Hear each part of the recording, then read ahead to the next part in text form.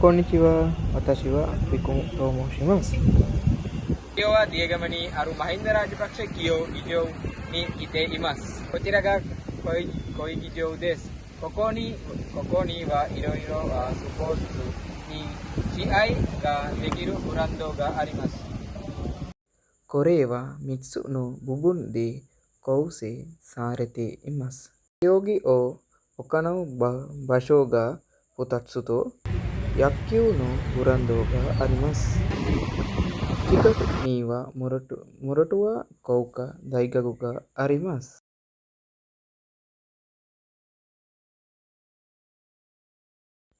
この場所はとても綺麗で、写真やドラマの撮影にもよく使われます。夜もとても綺麗です。こちらの町の近くにあります。